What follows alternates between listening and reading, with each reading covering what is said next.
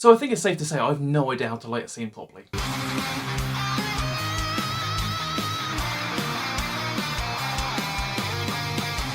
Hello there! So this past few years I've been really getting into TTRPGs. That's Dungeons and Dragons, Vampire the Masquerade, Cyberpunk, the Doctor Who one which I still haven't played. And you might have seen a few bits of content sort of slipping through, like I did that Battle Royale, and there's also been a couple of title sequences I've knocked up for the players in one of my campaigns. But I thought I'd take the opportunity to get some questions from you guys and answer some basic things. And then it took me 5 months to remember to do it. Sorry, I'm really bad at making YouTube videos. So I thought I'd just, go through some of the questions I got, chuck some answers out, ramble them out, and try and edit this into a coherent video. Ugh. I demand a full bio on our characters, but most importantly want to know what their favourite sweet is. So I had 5 TTRPG characters. 1 was in a short-lived Vampire the Masquerade game, the rest have been Dungeons and Dragons. 2 are one-shots and 2 are ongoing campaigns. So I'll go through from backwards forwards in history. So my first character was called Lily Martell, who was a Brujah kindred in Vampire the Masquerade, in a New York by Night game. Sadly, it didn't last as long as I'd like, and it kind of fizzled out, which is a shame because it was really fun, and I really liked both Lily, the character, and also the 2 members of her coterie.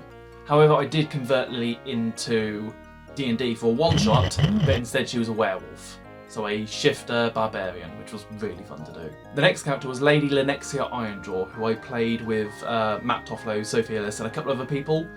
Just a little one-shot thing we did. We might bring back the characters, but she was a Dhampir blood huntress, sort of prissy princess kind of character. And really fun to play and just be a complete dick and failing at all of my roles in that game. That was rough. But at the moment I have 2 main characters who are in ongoing campaigns at the moment, which are Moglac and Professor Zephyr Lidenbrook. Mog was the first D&D character I've ever played, and if you've watched that one-shot Battle Royale game, you'd have already met her. Or at least the very early version of her before I got a really bad German accent for her. I'm not doing it in this video, it is fucking dog shit. But yeah, she's a half-orc warlock, Pact of the Tome, so she's got this magical book with loads of different spells, a lot of dark, sort of starry, Lovecraftian horror tied into the character, and it's been really fun to play, and she's just, she's my favourite character easily. She's just this cocky, headstrong, impulsive dickhead half the time, who's also cagey as hell, and it's taken 2 years for my other players in my game to get an idea of her character, which is fucking hilarious because I'm terrible at keeping secrets in real life, but in this game I was like, nope, gotta keep it 2 years, you fuckers are gonna work for this shit. And the other character is Professor Zephyr Lidenbrook, who is a halfling wizard, who is an utter bastard. This game was a more of a sort of a ship-based, more light-hearted one. The Mog one's more sort of dark fantasy, whereas this one's a bit more light-hearted than that. But Zeph is a selfish arsehole who will...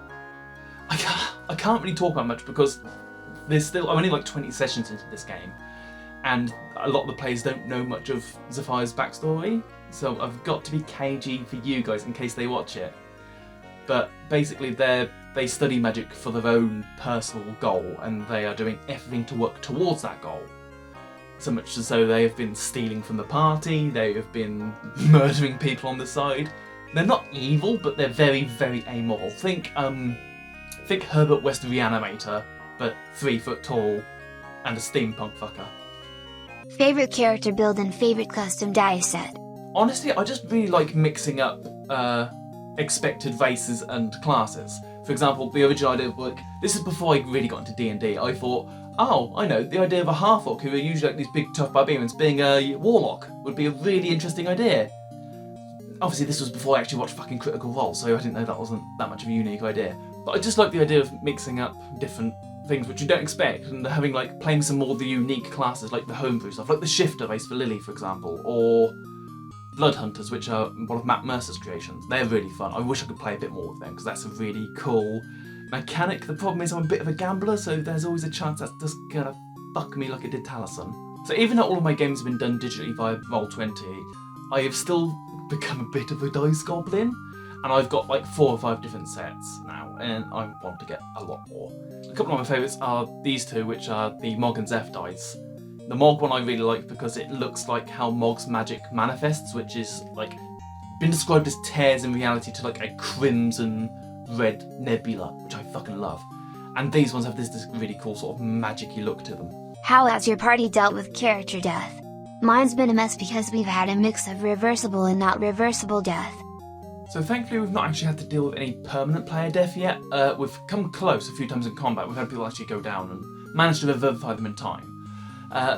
We've had a couple of times close with Mog because Mog is very reckless and doesn't think and walked headfirst into a massive beast which literally killed her in one hit. If it wasn't for our cleric managing to get a good guiding bolt fired through the darkness, yeah, Mog would have been dead. Whoops.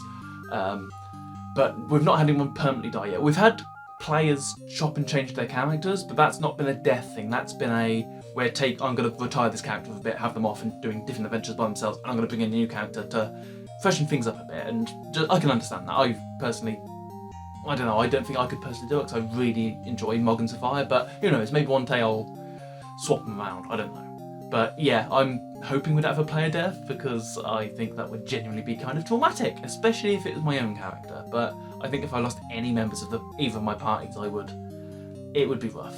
If you're a spellcaster, I believe you are, what's your favorite spell? Tell us about your party. Well, firstly, hi Dustin. Secondly, yeah, favourite spells. I really like teleport spells, especially ones you can sort of churn out in combat because Mog's recently got Misty Step, I think it was, or Fast Step, one of the two. And she can just like thump, thump, thump in the middle of a combat and just start fucking wrecking things and not being hit. It's really fun. I haven't had much of a chance to explore it yet, but I'm looking forward to it. Other spells I really like, one thing I quite like is I like flavouring my spells depending on my characters. Mog, for example, all of her powers are drawn from Hadar, who's a patron, who's a great big eating star/black hole. And so all of her powers are sort of tied into that. For example, like Vampiric Touch, which you have, rather than just touching someone and draining their life force, she'll have like a huge sort of tentacle come out of her back. A lot of her powers are tentacle based. I swear it's not a kink thing. But she can like launch a tentacle out and suck people's life force out. She's got like arms for that, which is loads of tentacles to start slapping. So a lot of that's sort of tied in, and they've all got this sort of red hue look to it, which I fucking love. But in terms of favourite spell, I mean, again, Warlock is my main at the moment, and Eldritch Blast is really fun. Like, especially I've just hit level 11, so I can fire 3 in one turn, and anyway, I started blasting. As for my parties, the Volgoth one, we've got Takeshi Adachi, who is a human samurai, who Mog constantly butts heads with. It's really fun. It's a really fun little dynamic to play with. It's sort of like this, it started off as genuine sort of animosity, and now it's sort of evolved into almost like brother and sister kind of thing. So I think Takeshi cares about Mog. Mog cares about Takeshi. I don't know if it's quite the same way, opposite. Malastrix the Goliath Barbarian, who was recently just left the party. So we've now got Thea, we've had her for one session, and she is just so opposite to the rest of the party because she's really bubbly and in your face and happy-go-lucky, and we're all just miserable bastards half the time. We've got Lynette Morrow, who is our Furbog cleric, who has saved our lives God knows how many times at this point. Like, if it wasn't for her, a lot of our party would be dead. Easily. And she's just like the softest bean. It's adorable. I love her. We've also got Ave, who's our changeling ranger, who is this sort of feral creature we found in the woods, who has like a bow made out of human bone and this sort of gremlin-y, creepy thing, which I fucking love. Because they came into the party quite late because their player was originally playing Luna, who is our bard half-elf. But again, this is a thing where they just want to change it up and try something else, and we've had Ave for, I think, longer than Luna now. In my other game, it's a bit unstable, this game, with players, because it's a very sort of fluid game where people can come in, come out, all this sort of stuff. But the main ones we've got at the moment are Zeph, obviously, Captain Mordai Odd, who is our Tiefling Warlock? Yeah, Tiefling Warlock Captain. We've got Isk, who is our Paladin Dragonborn, whose last session fell down a set of stairs from a natural one, knocked themselves out and pinned the entire party underneath them, and then missed 2 sessions, so they were just unconscious. And we've also got Split, who is our Tabaxi Doctor / Bard, who just constantly makes the worst choices and things. Like, we have had it where we were in a town and we had to stop. I think we had to stop something from getting out. So his idea was to pretend there was a plague and use their doctor position to cause the entire town to go into quarantine. And then we fucked up and realised, oh shit, we can't leave the town because we're quarantined. That wasn't good. What's your favorite total or definitely goners moment, except the party totally pulls through instead? There's been a couple. For one of our games, the mod game, a lot of it is more personal, someone's going to die. I don't think we've had a risk of a TPK before. I think the worst was when we were in the Iron Chapel, which is this huge underground facility building, like, robot tank things. It's all really steampunk, it's cool. But yeah, we didn't think we were going to come out of that. It was rough, like really rough. But then we got a rail cannon, so it was pretty badass. But there's been times where we've had players go down, like Takeshi was killed by some zombie things and then came back as a fallen Asmar, which was a thing. And Mog, for example, one time we were in a sewer and Mog was on, like, the water was down below, we were on this sort of crumbling metal bridge and there was a gelatinous cube coming and the bridge collapsed because Takeshi was being a dick. And so Mog was in the water and the cube was trying to sort of stretch itself across to get to the other party, so Mog thought, fuck this, I'm just going to take this thing out. Of course, she's got a fucking martyr complex. So she eldritch blasted the remains of the bridge, sent it collapsing into water. The cube then dissolved in the water, turned the water acidic, and Mog, went down to like 10 HP and nearly died. If she didn't get out of that, if she didn't get dragged out of that, she'd be gone. Yeah, it can be rough. Any advice for someone wanting to get into it? Ways for making a character that's well-rounded and not OP? I think if you're sticking to official D&D classes and races and all that, it's usually pretty well balanced. I mean, some classes excel more in other classes at certain things. Like, for example, in fights, bards fucking wreck shit. And wizards will always usually beat warlocks in most things because warlocks only have a couple of spell slots, whereas wizards have a shitload. But usually it's pretty well balanced. Things can get a bit topsy-turvy if you end up bringing homebrew stuff or stuff that's not been properly tested or stuff like that. So usually though, if you've got a DM who knows what they're doing, they will balance it for you and it should be okay. It's, unless you're like really fucking breaking the game, it's pretty hard to go super OP. What's been your favorite campaign? And were there any situations where you had to completely make one up rather than use a template to start from? Sadly, I've not really had a chance to be a DM yet. I'm looking into doing it. I'd like to run, I was going to run a VTM game, but it's been a while since I played that, so I think I'm going to do a D&D one first, and then re-familiarise myself with Vampire the Masquerade, just so I want to be a bit more confident when I reach that one, because that's a bit more of a harder one to, I think it'll probably be a harder one to storytell / DM. I've also really want to run the Doctor Who one, but I think I'm going to wait because there's a second edition coming out soon, which is going to change the rules, obviously. So I'm going to probably wait for that to be out, and then I might try and run a few things. I'd love to do it on this channel at some point, just run a couple of Doctor Who episodes, or something along those lines. Maybe not Doctor Who, maybe just Torchwood, or Unit, something like that. Anyway. What is the best way to play, virtually or in person? The problem is I got into D&D during the COVID pandemic, so I've not been able to play it in person. It's all been done virtually. The Volgoth one especially would be difficult because a lot of the players are in America. The only people in the UK are me and the Dungeon Master. Both of us are planning to go over there at some point when things have calmed down more, and we're just going to have a big meet up and play like 2 or 3 sessions together, and it's going to be so cool. But it's all been done digitally. I think going forward in general with D&D for everyone, it's going to be a bit of a mix between digital and tabletop, because obviously the tabletop you're in person, you can react to each other better, all that. But I think tablets are going to start replacing the character sheets a lot more, because the character sheets, especially on things like Roll20 or D&D Beyond, it automatically adds all your proficiencies in that, it does all the maths for you, it just saves a lot of hassle and time to look up stuff as well. So I feel tablets are going to become more of a mainstay in main D&D. I think it already has at this point, but I think paper is sort of slowly phasing out. What's your character's alignment? My first character was chaotic neutral. Okay, right. I don't personally like the alignment system. I think it's a bit like, this is going to piss people off, it's a bit like horoscopes, where it's a cool little thing to sort of judge personalities and funny, it's not a thing to live by and sort of stick as a hard and fast rule for yourself. Sorry.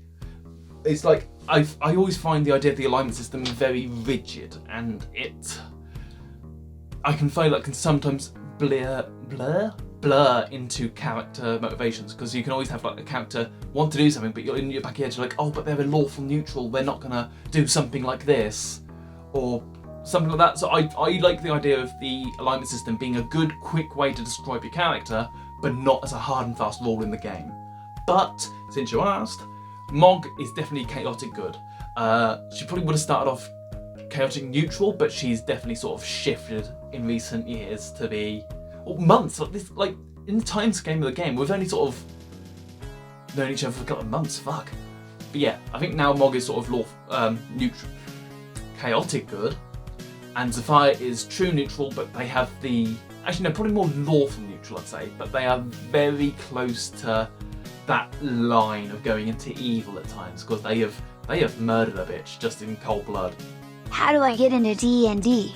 Honestly, like, there's a lot of different groups about to find parties or to find other people who are looking for games. DMs are looking for players are looking for DMs. Look around on things like Facebook and forums, but just look around. If you want to sort of get a feel for D&D, I can really recommend some like live plays. Vampire the Masquerade, for example. The thing that got me into playing TTRPGs were two things. It was Spoonie's Counter Monkey series from years ago. Like, I always used to listen to that and just be really fascinated with those, but I had no idea how the games worked. But what made me take the chance to go, oi, do you want to play some Vampire? Was the Roll for It's Vampire the Masquerade game, because I fucking loved that series. I need to catch up on it. I'm like a season behind, fuck. But that's what made me go, you know, I really want to try this. And then eventually my friend Mal asked me, do you want to play D&D? I was like, okay, yeah, fuck it, I'll give it a go. And I've been hooked ever since. I think in terms of like stuff to watch, for some sort of general loose D&D stuff, sort of D&D content, Ginny D, people like that. If you want to actually watch live stuff, like an actual full playthrough, I'm gonna have to be basic and just recommend Critical Role. It's the best. I know it's a bit of a cliche thing to say because obviously they're so big, but it's true, they are just fantastic. It's so fun to watch, and it's definitely a good way of sort of immersing you in sort of, it's even quite a good way to learn the rules very loosely. And obviously there's other things like Critical Role has got like Handbook of Helper, which will teach you sort of how certain mechanics work, which is a really useful tool. There's also channels like XP to level 3 and other such channels which will teach you how the mechanics work. There's different channels to teach you how spells work. So there's a lot of resources beyond just the core books to learn how to play D&D, but obviously buy the core books because they are good. So that's it. Sorry if I didn't get to your questions. A few of them were kind of similar to ones I've already answered, so I thought I'd just merge a few questions together and try my best to explain it. But I hope this has given you a better idea of D&D and what it means to me, because it's my favourite hobby now by a long shot. I love it. It's the highlight of the week for me. That sounds really sad. But it's just a gateway to so much more than just playing the one session a week. It's things like cosplay, it's things like commissioning art of your characters, it's making props from the world. Like, I've got both Mog and Zephyr's spellbooks in person, which I actually use to make a list of my spells. And it's just really fun to make stuff like this in real life and have them on shelves. Like, I've got like a few bits and bobs here that are sort of D&D, like Nox masks which I made. I've got some sort of Zephyr potions and spell books and all this sort of stuff. And it's just a really cool thing to immerse yourself in completely. Like, maybe a bit too overboard, but never mind. But it's just, yeah, honestly, if you ever get the chance to play a TTRPG or D&D, just go for it. You will not regret it. Even if it's just a one shot, just to get a taste of it, you won't go back. I assure you of that. Fuck me, this cravat is so hot.